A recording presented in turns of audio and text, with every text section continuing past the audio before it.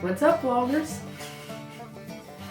What's going on, everybody? So we've been getting some, I don't know, comments over the years and everything. Amy's kind of mentioned in videos, you know, I don't even know how many total videos we've done.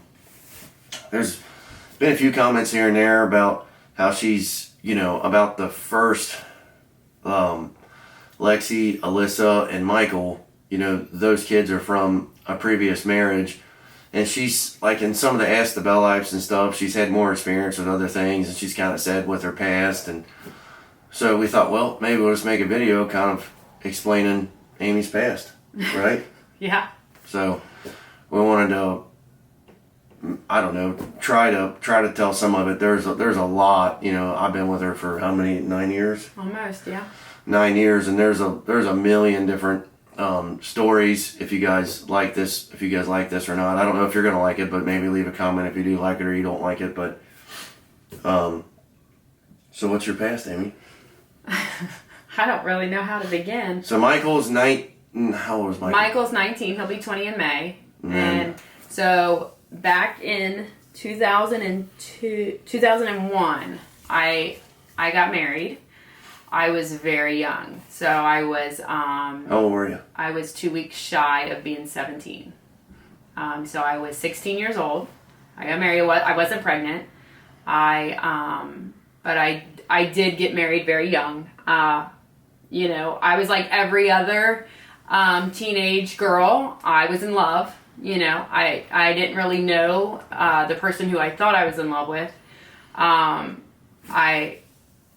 I was raised by very good, strong, Christian, valued parents, and divorce was just never an option. So that was never even like considered. No matter what I went through, divorce was never a consideration.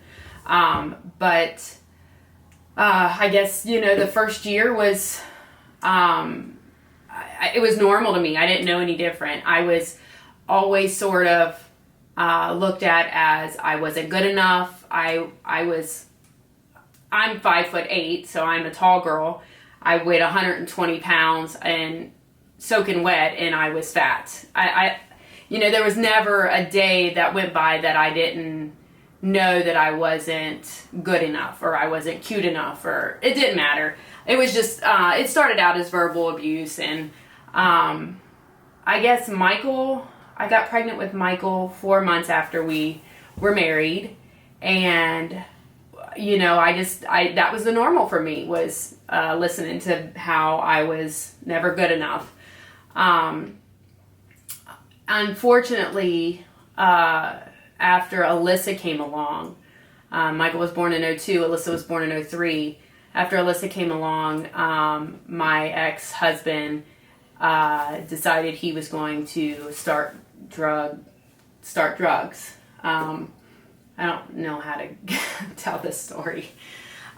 So he got into pretty hard drug habit. I didn't know about it. I was very young, very gullible. I probably, you know, I knew something was off. I just didn't know what. I was never raised around that. I was never raised around drugs or people who did drugs, so I had no idea what I was looking at. Later, I found out that he was. What kind of drugs was it? Oxycontin, actually. Is that the only drug? That one? Any kind of pain pill. So for those who have struggled with opiate addictions or anything like that, you know, for the first 4 years, it was mostly verbal abuse. It was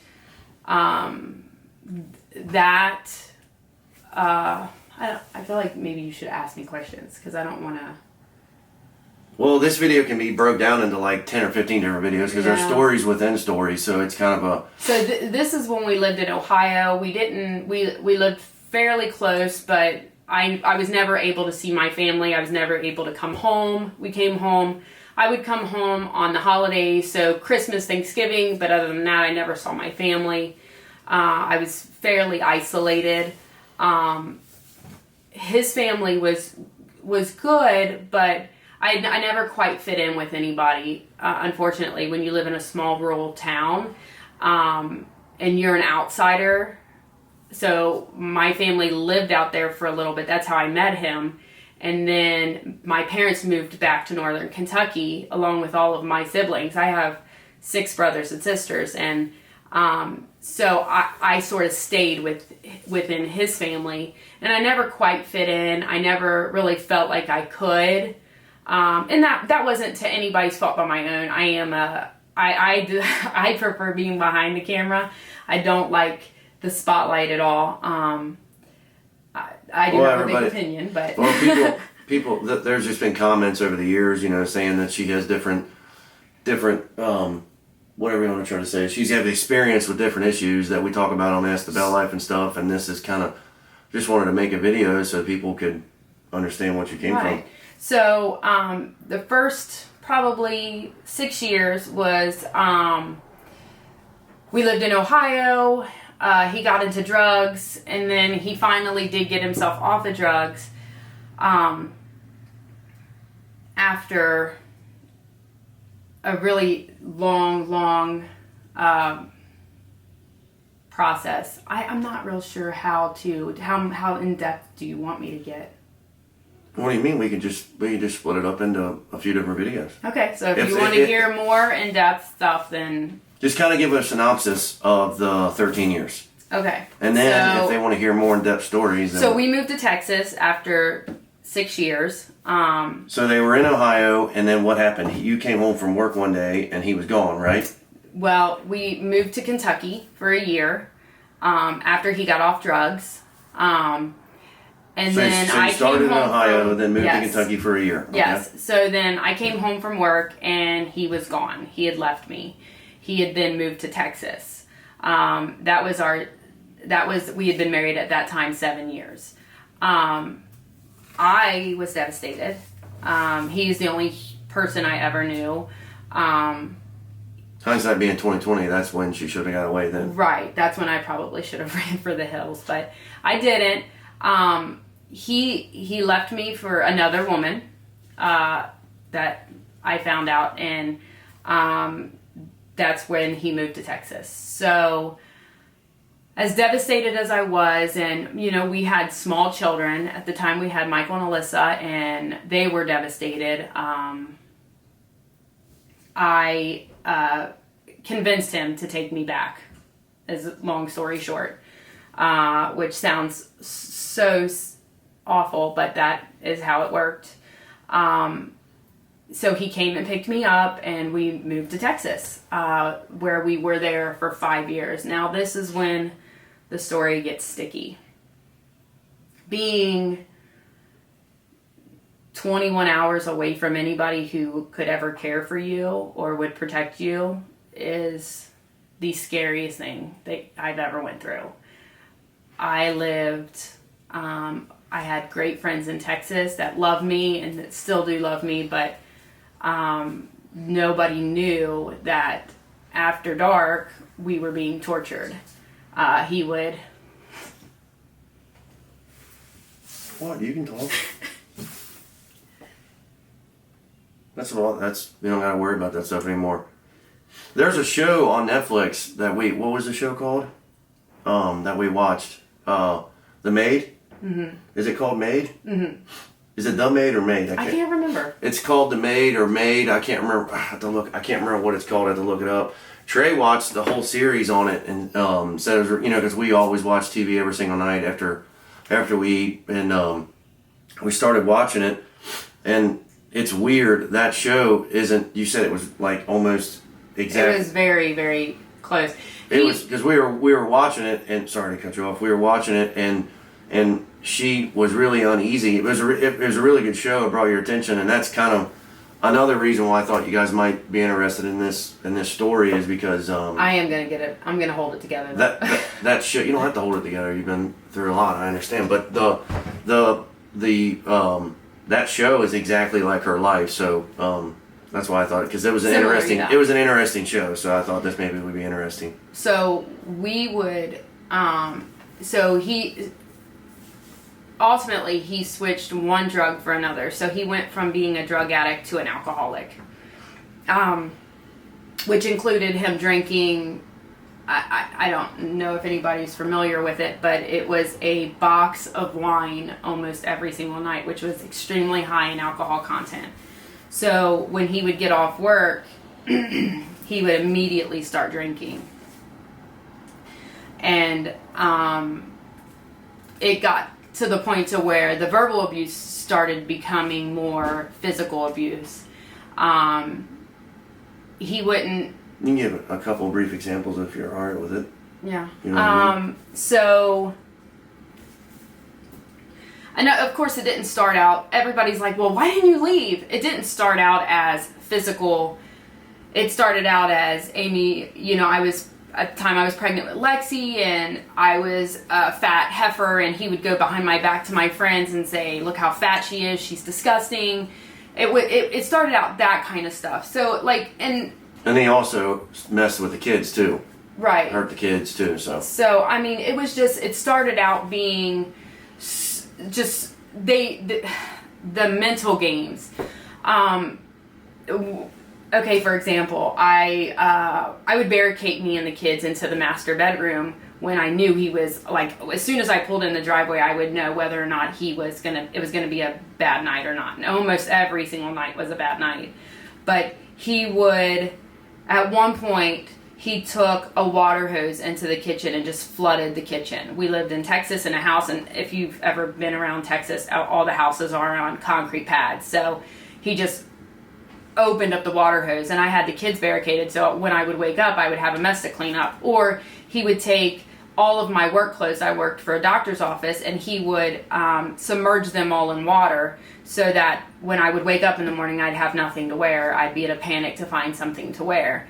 Or he would run the kitchen faucet while I was sleeping and turn the hot water breaker off so that when I woke up, I would have a cold shower to take, or the kids would have to get cold showers.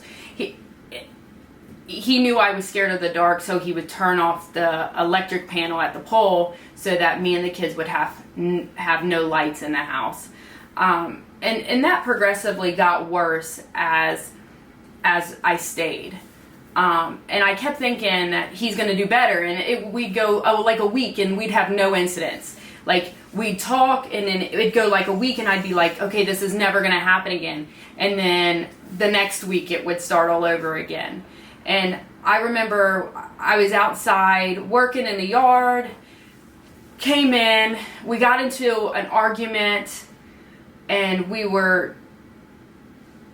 it was something about the bath, and it was just a whole weird conversation about who was going to do what and how the bath schedule was going to be, and I didn't say what he thought I should have said. And before I even knew that it was coming, he had punched me, and he sucker punched me in my mouth and busted open my lip. Of course, I worked for a doctor's office, and the doctor I worked for knew that I was not. I told her that we were working in the yard and a tree limb hit me in the face, and she knew I was lying. Luckily, I had great people around me that talked some sense into me. I had a good friend that worked in the same office as me that told me a story about her sister. Me and this individual was sitting on the porch one day, and he was sober, and he looked at me, and I said, I think you're going to kill me. I said, I hate to say that, but I feel like it's just a matter of time before my kids are going to be raised by somebody else, because he was going to kill me. And he looked at me with a grin, and he said, do you really think I have it in me? And it wasn't I'm not going to do it. It's, I have your days marked. And I knew at that moment that if I didn't do something, if something in my life didn't change, that he was gonna kill me. And my kids were not going to be raised by me. They were going to be raised by somebody else. So I kept going, and I kept thinking, something's got to give. that next week I called my dad. I'm so sorry. Yeah, it's fine. I called my dad and I